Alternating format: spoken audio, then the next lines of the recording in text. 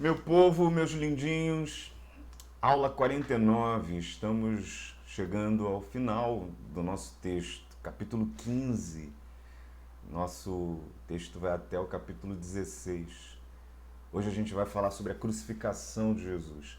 E esses momentos são os momentos mais importantes do relato do Evangelho. É para esses momentos que os escritores estão trazendo o nosso olhar e a nossa atenção. Por isso que nesses momentos eles se detêm, eles falam com cuidado, com detalhes, porque eles precisam explicar para os leitores, para aqueles que estão recebendo os evangelhos, para aqueles que estão recebendo os textos, quem foi aquele Jesus a qual o povo testemunha e testifica. Quem foi ele? É isso que a gente está vendo. Quem foi Jesus? De novo, eu te digo o seguinte: compartilhe esses estudos. Eu sei que são longos, grandes, um ano estudando, mas se você quer ler o texto com cuidado, a minha sugestão é que você faça isso. Faça isso. Leia os 4 evangelhos, porque esse é o nosso objetivo. E faça isso. A gente está já terminando esse período até de isolamento do estudo bíblico, e a gente deve voltar na nossa igreja às classes presenciais no próximo mês de outubro, na segunda quinzena do mês de outubro, nós devemos voltar. Mas eu devo continuar com esses estudos aqui, mas eu vou mudar um pouco o formato. Eu vou trabalhar de uma maneira mais rápida, eu devo trabalhar a Bíblia capítulo por capítulo, mas mais panoramicamente, tempo menor, cobrindo os livros dentro dos capítulos que eles têm naquele número de encontros. Né? Estou vendo de que maneira eu vou fazer isso, para poder privilegiar também irmãos nossos que estão em outros lugares. Tem o Mário, nosso querido, que tá em Portugal, tem tantos outros que estão em outros lugares. Nosso abraço, tá bom? Nosso abraço, meu abraço a você que não está aqui em São Gonçalo, que está aí espalhado por tantos outros lugares pelo mundo. Que Deus possa te abençoar, abençoar a tua família. Já para o estudo, falamos demais. Cruz do Rei, aula 49, a crucificação de Jesus. Os nossos textos estão no capítulo 15, 16 a 32, que fala sobre a zombaria dos soldados e a crucificação de Jesus, aquele flagelo que Jesus passa com os soldados, e a morte de Jesus. Quem viu o filme Paixão do, do Mel Gibson, né? Que é um filme que tenta dar uma tinta, uma carga muito forte nas cenas de flagelo, né? De fato é a paixão, né? O sofrimento, a dor de Jesus, tem um pouco dessa noção, né? Dos processos que Jesus passa, da zombaria que ele passa, da maneira violenta com que o tomam naquele tempo. Foi bastante difícil. Eu não sei como foi, de fato a gente só tem os textos relatando, mas eu acho que o filme se aproxima bastante daquilo que os evangelhos relatam. A gente precisa primeiro só fazer uma recapitulação pequena para tentar compreender teologicamente a questão da cruz. Então, por que Cristo morre na cruz? Por que a cruz é necessária? Eu quero te convidar para voltar na playlist e voltar nos estudos que a gente discutiu isso. Aula 31, se eu não me engano, 32, 33, o problema do perdão. Você pode olhar isso com mais cuidado. Lá naquela aula, nós dizemos que existe um dilema para Deus em perdoar, porque Deus ele é justiça. A santidade dele, Deus é a santidade perfeita. Se ele é a santidade perfeita, como que ele vai habitar, existir com o imperfeito? Como que ele permitirá a existência do imperfeito? A perfeição de Deus, que a tudo toma, a santidade de Deus, que a tudo envolve, ela evidentemente vai destruir aquilo que é incompatível com aquilo que Deus é. Deus também é justiça. E ele não pode conviver com a injustiça. E o que seria injustiça? Injustiça seria não punir o pecado. E para punir o pecado, tem que punir aquele que produz o pecado. O pecado não é uma entidade. Ah, eu vou ali pegar o pecado. Não, o pecado é o produto da ação deliberada, da rebelião daquele que o faz, do pecador. Então Deus precisa punir o pecador. A punição do pecador é a extinção, é a separação completa de Deus.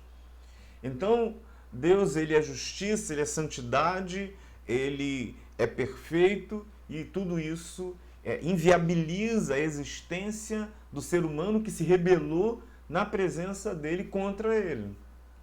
Mas Deus também é, e ao mesmo tempo, ele é amor. Ele é amor. Ele não é uma coisa e outra, ou às vezes ele está amando, às vezes ele é justo, não. Ele é um só. E ele também é amor. A sua justiça precisa punir o pecado, mas o seu amor deseja salvar o filho que se perdeu.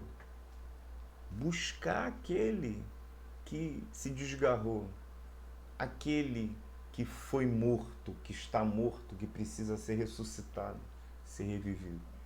Então, como ser justo sem deixar de amar? E como amar sem deixar de ser justo? Esse é o grande dilema.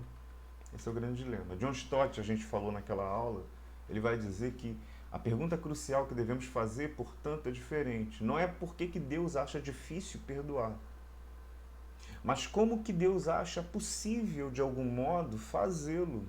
Como disse Emil Brunner, o perdão é o oposto de tudo aquilo que podemos ter como certo. Nada é menos óbvio que o perdão. Ou, nas palavras de Carnegie Simpson, o perdão para o homem é o mais claro dos deveres, mas para Deus é o mais profundo dos problemas. Ok?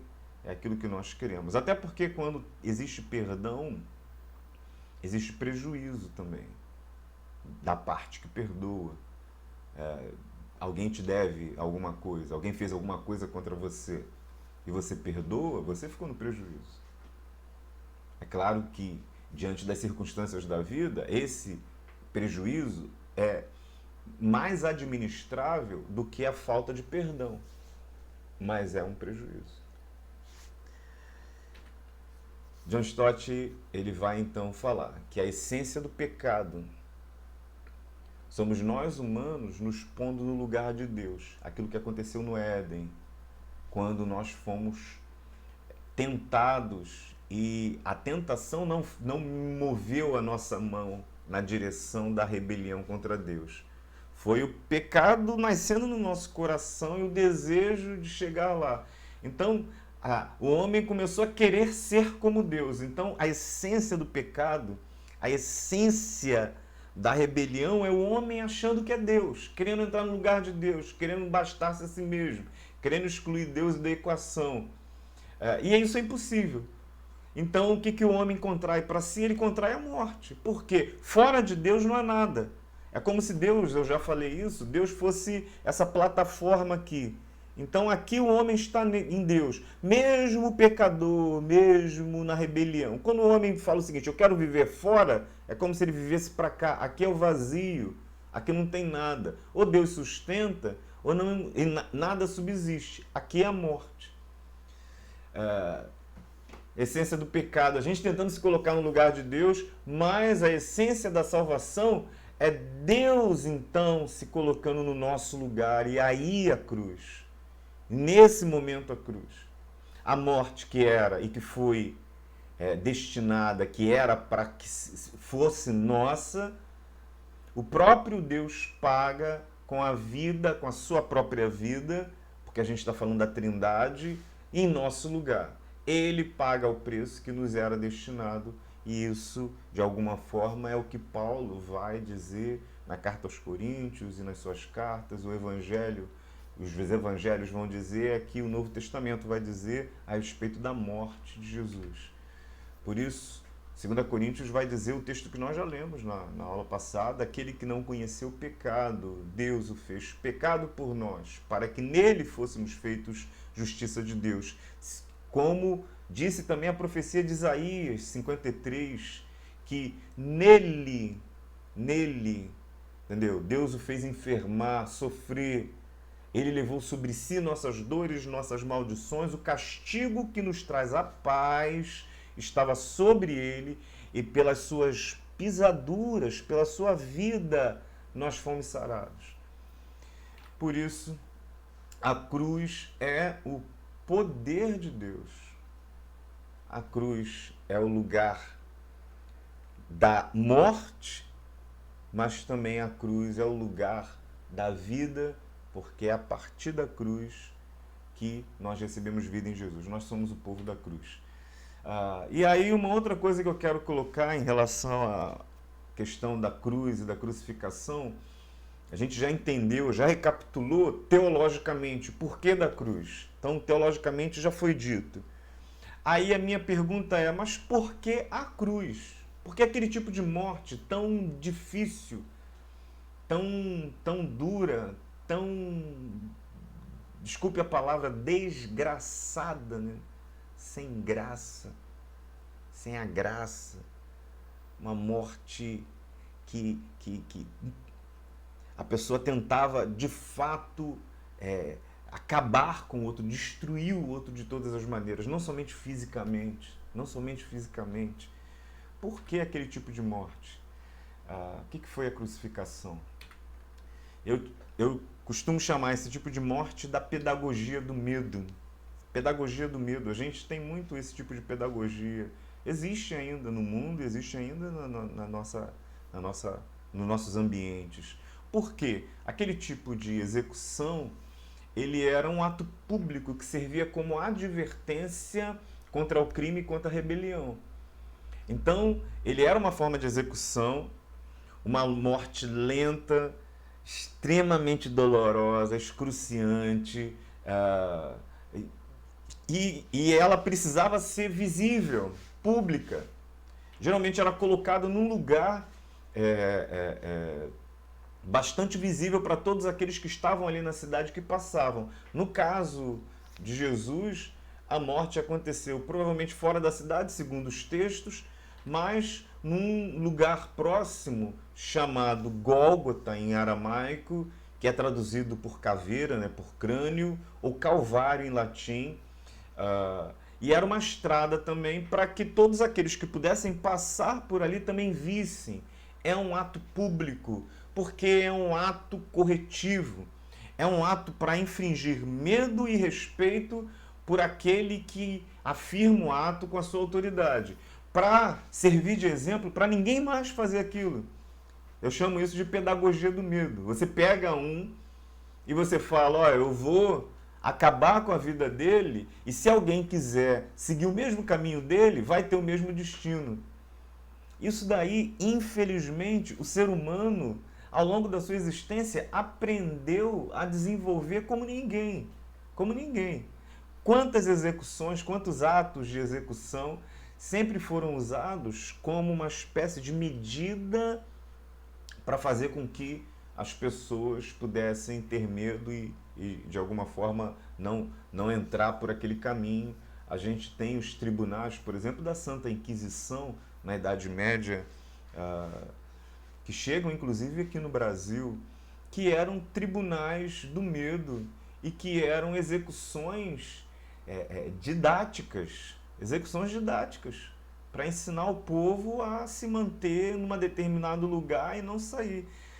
É a pedagogia do medo. É a pedagogia do medo. A crucificação é a pedagogia do medo.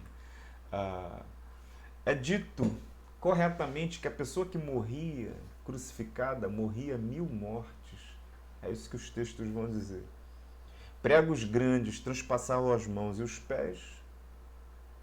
Entre os horrores que a pessoa sofria enquanto estivesse suspensa na cruz, os pés apoiando-se sobre uma pequena madeira colocada perto do chão, estavam os seguintes: inflamação severa, inchaço, aumento das feridas, né, porque iam rasgando, dor insuportável nos tendões, desconforto na posição do corpo, dor da cabeça lancinante e sede enorme, por aí vai. Os textos vão dando conta disso daí. É claro que eu não quero só tentar fazer uma descrição da crucificação e de quanto ela foi terrível, porque só isso não dá conta daquilo que os evangelhos querem apresentar. A gente precisa entender não só o porquê teologicamente, mas entender de que maneira a morte de Jesus na cruz significa a nossa vida. Então, mesmo no relato de Marcos, você vê detalhes, mas você não vê tantos pormenores, porque é importante falar sobre a crucificação, mas e esses detalhes todos a tornam mais importante, mas a gente precisa compreender Jesus nesse sentido. E eu costumo pensar o seguinte: por que aquele tipo de morte? Por que a cruz? Eu entendo que a cruz ela faz parte do desenvolvimento humano. Quem inventou a cruz, quem inventou a crucificação, quem inventou aquele tipo de morte, ou quem inventou todos os tipos de morte violenta, não foi Deus, foi o ser humano. Ainda que no Antigo Testamento você pode falar o seguinte: mas tem textos ali que falam que Deus manda matar, tal. Sim, sim, sim. E Deus está diante de uma resposta, de uma contra-resposta àquilo que o ser humano se tornou. O ser humano se torna uma determinada coisa e Deus, com o seu juízo, entra na história tentando, de alguma forma, ir de encontro àquilo que o ser humano se tornou. A cruz é o ápice da maldade humana. E por quê? Porque diz o texto em Gênesis que o homem foi posto em liberdade e ele usou da sua liberdade para querer ser Deus. E quando Deus, de alguma forma, não dá a ele essa permissão, porque o homem querer ser Deus, ele se torna aquilo que ele se tornou na história. O que Deus dá ao homem? Deus dá ao homem o desejo dele, mas sem a capacidade de fazer o mal sobre ele eternamente. Ele vai dizer lá no texto de Gênesis, ele toma da árvore do conhecimento do bem e do mal, Deus vai falar: olha, o homem é como um de nós, expulsemos ele do jardim para que não tome da árvore da vida, do fruto da árvore da vida e viva eternamente. O que esse texto significa? Lá em Gênesis, ele não significa que Deus está com medo do homem viver eternamente. Ele significa que Deus, já com a sua graça, já com a sua misericórdia, está impedindo o homem de ficar eternamente preso naquele estado de rebelião, como os anjos caídos estão, como o diabo e seus anjos estão. O diabo e seus anjos, eles estão eternamente configurados naquele estado de rebelião. E olha o que eles se tornaram, senão o mal quase que configurado, personificado, senão a maldade, a dor, a aflição. Para que o homem não se tornasse um diabo, para que o homem não se tornasse um demônio nesse sentido, Deus não permite que ele coma da árvore da vida e o expulsa do jardim.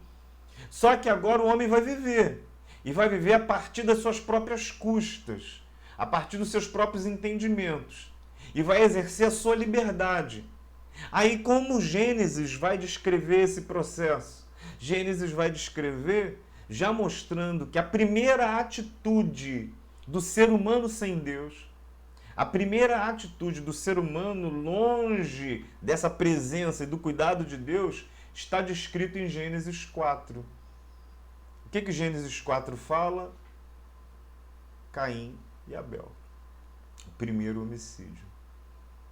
O homem fora do Éden, fora de Deus, e é isso que Gênesis está dizendo. Gênesis está dizendo para nós, Gênesis é o livro do começo, o livro dos começos. Gênesis está dizendo para nós o seguinte: a vida humana será marcada por irmão contra irmão. Homem subjugando homem. Ser humano subjugando ser humano. E ser humano destruindo o ser humano. Deus faz uma pergunta a Caim. Caim, aonde está o seu irmão? Caim responde, acaso sou eu guardador do meu irmão? Sou eu que guardo meu irmão. Uma resposta cheia de ironia, porque ele já tinha matado o irmão, ele já tinha assassinado o irmão. Quem inventou a morte de cruz fomos nós. O que é a cruz? A cruz é a personificação, é a materialização. A cruz é a materialização da maldade humana.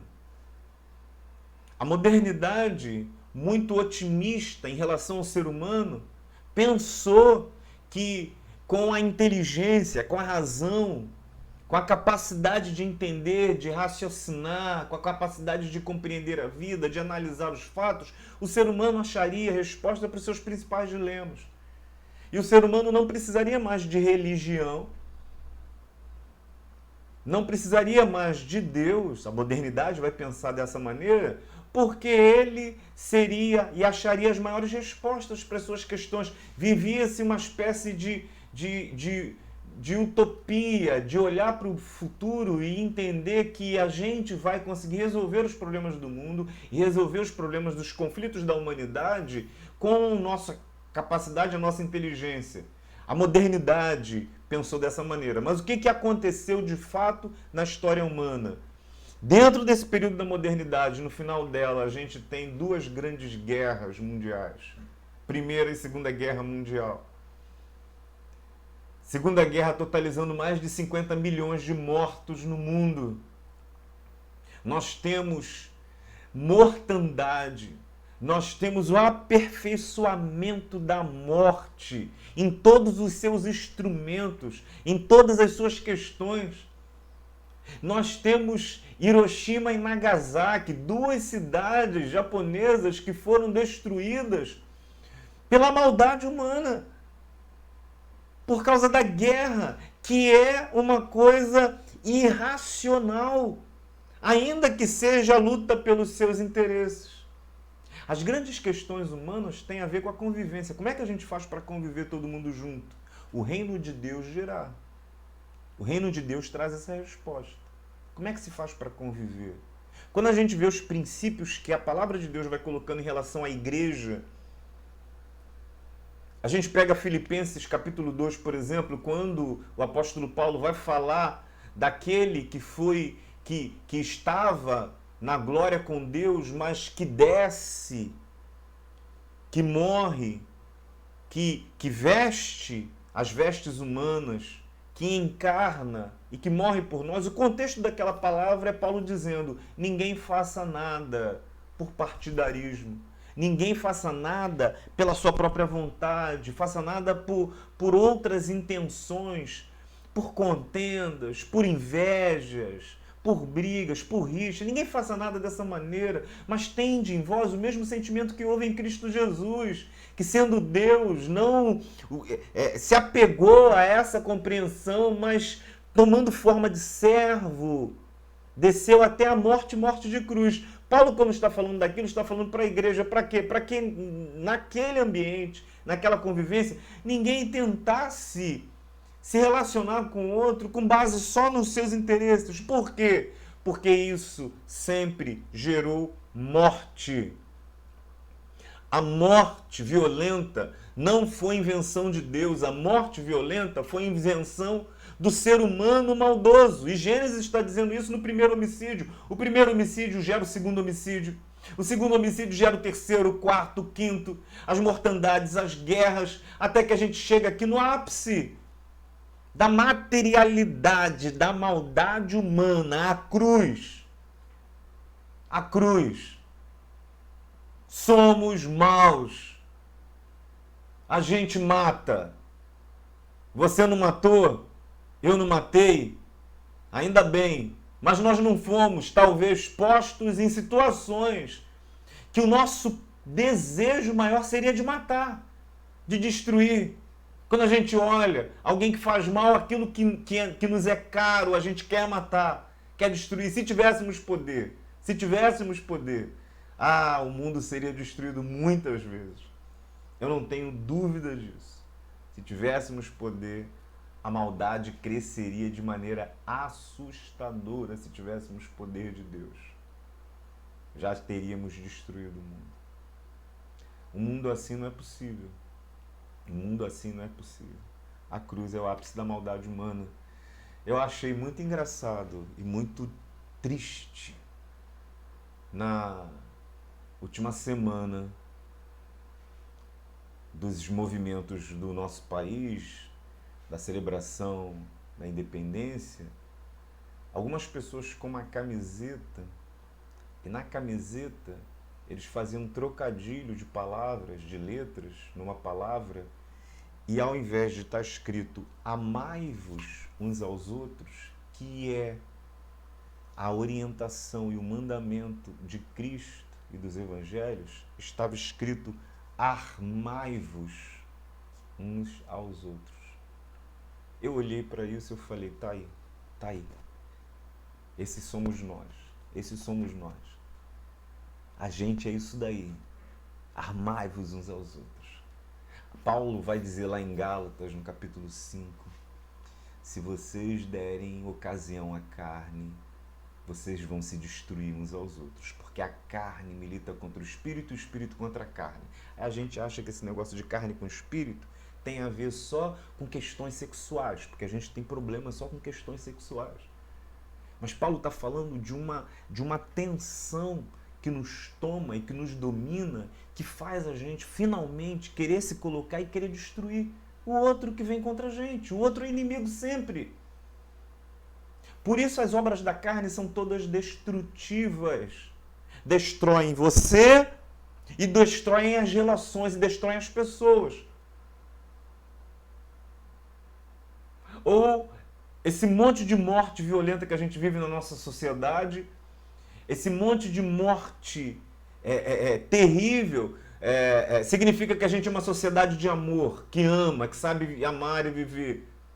Ou uma sociedade que se entrega a ser o seu próprio Deus, a ser aquele que dirige a sua própria vida e os seus próprios passos, e aí pega, se arma e mata. Sempre que o homem foi homem, sempre que o ser humano foi ser humano, a verdade é que ele achou jeito de matar. Ele matou, ele machucou. Guerras sem fins, invejas, homicídios, o homem destrói de todas as formas, a si mesmo, aos outros, a natureza. Se fôssemos mantidos no estado de pecado eterno, eternamente faríamos o mal e sofreríamos eternamente. E aí o texto fala, inclusive, sobre os juízos de Deus. E os juízos de Deus não é Deus com raiva querendo matar o que... Os juízos de Deus são medidas restritivas para pôr freio à maldade. Os juízos são medidas de pôr freio à maldade. Quando Deus diz, e quando Deus chega com o juízo, ele tenta pôr freio à maldade. A maldade cresce e se multiplica. E aí vem Noé. E vem a arca de Noé, juízo de Deus, para pôr freio à maldade. Mas o que acontece no texto? Morre toda a carne humana, mas fica a família de Noé. E porque fica a família de Noé, a semente do pecado e da maldade está ali. E de novo se multiplica, de novo cresce. O que o texto bíblico está tentando ensinar para a gente? O texto bíblico está tentando ensinar que a gente não tem força, a gente não tem meios, a gente não tem recursos para pôr freio à maldade. Quem pode fazer isso? Cristo, o Filho, que se entregou no meu lugar. A cruz foi eu que inventei. Eu tinha que estar lá. Ele entra no meu lugar. Ele paga o preço que deveria ser o meu preço. Ele, com isso, me convida para uma mudança de vida e é nisso que o Espírito Santo trabalha. Quando Paulo fala de novo em Gálatas, vivei pelo Espírito, agora é para que você, quebrantado, aceitando o sacrifício de Jesus sobre a tua vida, convide o Espírito Santo para tocar e fazer a obra em você, para que ao invés de usar uma camiseta escrito armai-vos uns aos outros, você aprenda a viver por amai-vos uns aos outros, que é o meu e o seu maior desafio na existência. E aí o texto segue, e aí eu quero fazer um comentário rápido das partes que acontecem no texto. Primeira coisa que chama atenção é a zombaria que Jesus passa, que acaba ressaltando as qualidades daquilo que ele é. Porque ele é zombado como rei, ele é zombado como profeta que é, ele é zombado como sacerdote. E esses títulos, essas funções, são as funções de Cristo. É o nosso rei, é aquele que veio para governar, é aquele que veio para nos ensinar, é o profeta, aquele que veio para nos instruir, é aquele que faz sacrifício por nós e paga o preço no nosso lugar, é o nosso sumo sacerdote. Então a zombaria que visava desqualificar quem Cristo era, na verdade, o Evangelho e o escritor escreve e ele ressalta, através da zombaria que Jesus recebe, ressalta os títulos messiânicos, ressalta a função messiânica e o lugar de proeminência de Cristo através dessa zombaria. É muito interessante isso que acontece. Marcos, ele está sendo profundamente irônico aqui, nesse texto, quando ele fala das zombarias, porque eles zombavam, crendo que Jesus não era nada daquilo, mas de fato, e na realidade, eles que não podiam ver, Jesus o era, tudo aquilo que eles acusavam Jesus de não ser. Muito interessante. Segunda coisa, a gente vê nesse texto o contraste entre o Messias fraco e o poder de Deus. Messias fraco na percepção deles. Por quê? Os religiosos chegam diante de Jesus, salvou os outros e a si mesmo não pode salvar. Que o Cristo, Rei de Israel, desça agora da cruz para que vejamos e creiamos. Quer dizer, para que a gente possa crer, você tem que mostrar poder. Você tem que mostrar força. Por quê? Porque eles zombavam de Jesus. E Jesus não é o Messias que eles esperavam. Eles esperavam um Messias poderoso, alguém que viria para reinar. É isso que as Escrituras diziam, segundo a compreensão deles. Alguém que, quando chegaria, destruiria os seus inimigos. Alguém que viria armado. O Messias que viria é o Senhor dos Exércitos. É o cavaleiro.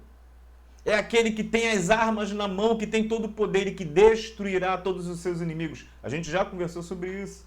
Se Jesus entra na história destruindo todos os seus inimigos, ele não destruiria somente aqueles que são os nossos inimigos. Ele teria que destruir todos nós, porque todos nós somos inimigos de Deus. O Messias que veio é o Messias que, na visão deles, é fraco. E nós vimos nele a glória e o poder de Deus. O poder de Deus foi ressaltado na fraqueza de Jesus. Isso tem muito a ver com o Evangelho, é isso que Paulo vai falar. O teu poder se aperfeiçoa na fraqueza. A fragilidade de Jesus demonstra a obediência diante da autoridade do poder de Deus, porque quem estava cumprindo o seu propósito redentivo de nos resgatar era Deus. A fraqueza de Jesus, ela estava conforme o propósito de Deus, porque Jesus veio para se entregar. Eles não podiam ver, eles não podiam entender, nem com as Escrituras nas mãos, que o poder de Deus era o poder na fraqueza. E aí acontece uma outra coisa bem interessante no texto. O texto narra que do momento da sua crucificação até o momento da sua morte se faz trevas densas sobre a terra. E é muito interessante que todo esse texto, desde o Getsemane, é um texto debaixo de trevas, de penumbras. Você não tem luz do dia clara, sol raiando. Na descrição dos evangelhos, a treva se abate, Jesus se reúne de madrugada, está escuro, com os discípulos no Getsêmani. Os soldados chegam no meio da escuridão, precisam identificar Jesus ali, os religiosos no meio da escuridão. É no meio da escuridão que ele é julgado, ainda que seja durante o dia. Mas a compreensão, a mentalidade é que trevas densas se abateram sobre ele. É o reino das trevas. É o reino das trevas com todas as suas características e as suas forças. O reino das trevas chega para prender Jesus de maneira ardilosa, traiçoeira. É o reino das trevas. É o reino das trevas que chega com espada, com porrete, com armas. É o reino das trevas. É o reino das trevas. Mas é o reino das trevas que está sendo, de alguma forma, capitaneado, que está sendo, de alguma forma, figurado aqui pela presença dos soldados, pela presença dos religiosos. Os religiosos são crentes em Deus. Sacerdotes, líderes, tementes a Deus, a serviço do poder das trevas. Líderes religiosos, crentes em Deus, a serviço do poder das trevas. É sobre isso que Jesus fala do anticristo. Quando se fala do anticristo, o anticristo não vai ser um líder. O anticristo é um líder religioso. Que tem toda a cara de ser de Deus. Mas que não é porque o seu fruto, ou os seus frutos, as suas palavras, as suas ações não são. Não são. Por isso é anti aquilo que Jesus é. É o contrário. O texto vai falar. Chegou o meio-dia, houve trevas sobre toda a terra até as 3 horas da tarde. Reino de trevas com destruição. Mas o texto também diz que o reino de Deus traz luz. Mateus 4:16, quando fala da apresentação de Jesus, ele vai dizer: o povo que vivia em trevas viu grande luz, e os que viviam na região da sombra da morte resplandeceu a luz. É isso que está acontecendo nesse tempo da crucificação. As trevas estão aqui, mas virá o tempo da luz. Próximo capítulo 16, a gente vai falar sobre a ressurreição. E a ressurreição já é toda luminosa. A ressurreição é toda luminosa. Acontece na manhã, dia claro, todo mundo vendo Jesus. É toda luminosa. É o reino de Deus. O texto vai falar também do grito de Jesus na cruz. Eloi, Eloi, lama sabachthani, Deus meu, por que me desamparaste? Esse grito é um grito de agonia, de dor, e de uma dor muito maior do que a dor física. Nós já conversamos sobre isso. O afastamento de Deus muito mais grave que o afastamento físico. Por isso que nós dizemos que a morte física ainda não é a morte definitiva e ainda não pode nos fazer todo mal, porque existe um afastamento, uma morte espiritual que é muito mais lancinante, muito mais dura. Sobre Jesus pesou todos os pecados e o Pai se afasta. E Jesus experimenta toda aquela dor. E a pergunta de Jesus é: Deus meu, por que você me desamparou? A resposta no silêncio que o texto tem em relação à boca de Deus, a resposta é: Deus desamparou Jesus por você, por mim, por nós. Ele sofreu o que sofreu lá por minha causa e por tua causa. Não foi um ato de maldade de Deus contra o Filho. Foi um ato de entrega amorosa e profundamente amorosa, para que o perdão pudesse ser dado a nós. O prejuízo está na Trindade. O prejuízo está em Jesus, o prejuízo está em Deus, porque Ele e o Pai são um. Muitas vezes nos sentimos abandonados e totalmente no escuro. Deus parece ausente. Todas as nossas orações estão sem resposta, mas apenas aparentemente fomos abandonados. Não realmente abandonados, como diz Hebreus. Nos sentimos abandonados não porque Deus verdadeiramente nos abandonou, mas apenas porque Ele não está agindo de acordo com os nossos planos. Ele está nos conduzindo para um caminho mais sábio, que vai além da nossa sabedoria. Como diz o Keller, esse aparente abandono naquele momento não representou um abandono que se perdurou, porque naquele abandono todo o propósito maior de Deus foi cumprido. Deus está trabalhando. Deus não está indiferente ao seu grito, indiferente ao seu clamor, indiferente à sua voz. Foi por você, meu querido, foi por mim. E aí, depois desse momento, segue-se alguns momentos muito interessantes. O texto diz que o véu do santuário se rasgou em duas partes, de alto a baixo. E segundo o Êxodo, capítulo 26, 31, 37, o tabernáculo foi construído com uma divisão entre o lugar santíssimo, que era o lugar mais reservado, o santo dos santos, o lugar santo e o santo dos santos, né? O lugar santíssimo. Nesse lugar santíssimo, somente o sumo sacerdote, uma vez por ano, devidamente paramentado, com o sangue do cordeiro, para ser aspergido, poderia entrar no dia do perdão.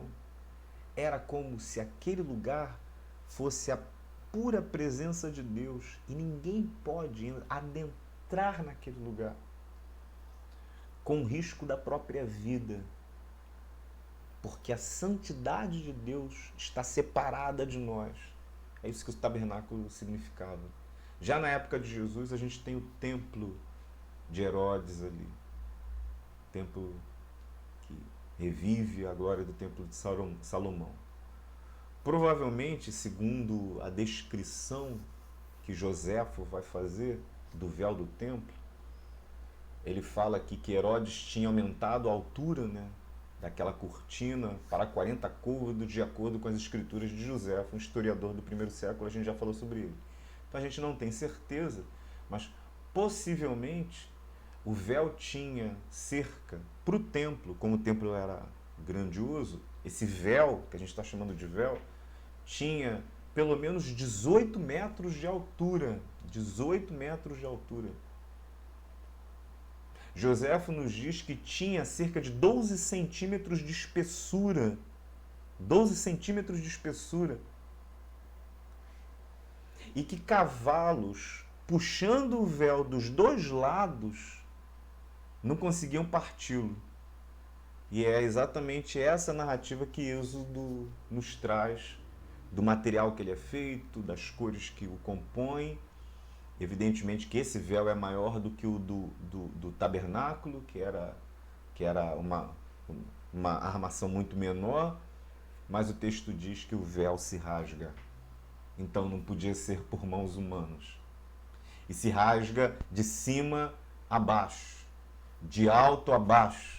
Não é de baixo para o alto, é de cima, é a mão de Deus. É como se Deus pegasse e rasgasse todos aqueles paramentos e todos aqueles e aquilo que fazia a separação. É como se o próprio Deus, quando expulsou o homem do jardim para protegê-lo, e vem caminhando com ele, como se o próprio Deus estivesse ansioso para poder dar aquele grito e dizer: está consumado, junto com Jesus. Quando Jesus diz está consumado, é como se o próprio Deus dissesse: está consumado. E nada pode agora fazer separação entre mim e aqueles que eu amo. É como se o próprio Deus rasgasse, picasse, tirasse da frente, tirasse do lugar. Para quê? E é isso que o texto vai dizer lá em Hebreus capítulo 9. Leia lá Hebreus capítulo 9, é um capítulo maravilhoso. O capítulo 10 aqui, portanto, meus irmãos, agora, tendo ousadia para entrar no santuário pelo sangue de Jesus, pelo novo e vivo caminho que nos abriu por meio do véu que foi rasgado, isto é, pela sua carne, o véu rasgado. É a carne do Cristo sendo rasgada, que é o gesto no partir do pão e da ceia, quando nós partimos o pão e o sangue é derramado e nós bebemos o vinho. Deus seja louvado. O véu foi rasgado. Por isso, depois que o véu é rasgado, o centurião, ele exclama e ele vê, ele enxerga. Pela fé ele enxerga. Ele vê e ele diz verdadeiramente, esse homem era o filho de Deus, mas quem é o centurião? Senão um dos soldados que infligiam as maiores zombarias sobre Jesus, senão aqueles que mandaram matar Jesus, senão aqueles que estavam com os instrumentos da morte matando Jesus. O centurião que matou Jesus agora enxerga. E porque ele enxerga, Deus o convida e fala: abandone as armas da morte, abandone a morte, abandone a maldade e venha e se entregue àquele que tem toda a vida. Que texto lindo! Que texto lindo! A primeira pessoa a perceber foi um centurião. Isso também dizia desse evangelho que agora estava sendo aberto para os gentios. Não era só dos judeus. Mesmo que esse homem experimentado na morte e na brutalidade, chefe de centenas,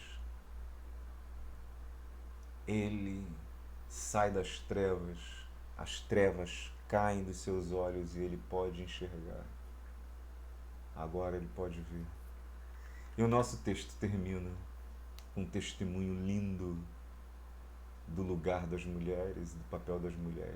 Agora também é espaço para elas. O Evangelho não é mais o lugar do preconceito. O Evangelho não é mais o lugar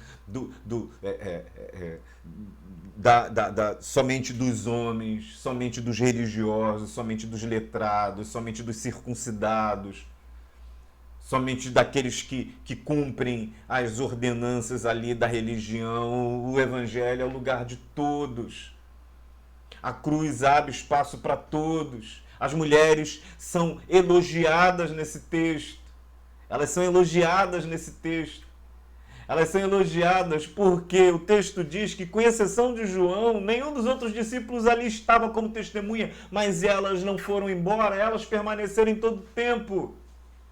Elas não negaram, elas estiveram presentes, participaram do ministério de Jesus.